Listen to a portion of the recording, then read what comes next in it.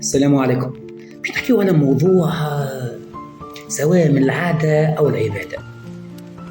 كان من العبادة لا عزاء بعد ثلاث.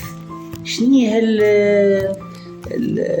الفرق الأول والفرق الثاني والزيارة والأربعين واستشهر والعام وفي الزيارة حاجة حلوة وشوية فدي معناتها من غادي معناتها بقلاوة وشو هذا؟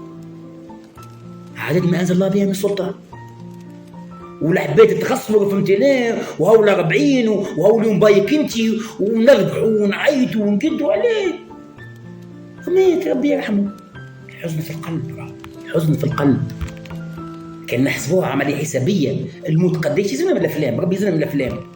شو يقولوا هكا في بوش عملوا له وفي عمه وش عملوا له. الحزن بالفايدة الوحدة بالفايدة بعد وفاة البو كيفاش يبقوا متحدين، بعد وفاة الأم كيفاش متحدين. هاو الفايدة مش في الأفلام. راه مانيش نحكي على العباد كلها، نحكي على البعض. وما عنديش نقص في ناس معينة، أنا راني أوعى الواقع. مهمتي أني أوعى الواقع، على الأقل حاجة أنا نقوم بها مش غدوة نثيب عليها، ونقوم بها بقلب وإحساس مش بتردين. اليوم خلينا جانب هذايا مازلنا نحكيو فيه برشا، مازلنا باش نحكيو فيه برشا قداش ولا تتكلف الحكاية وكذا، من هكا ومن هكا. السلام عليكم.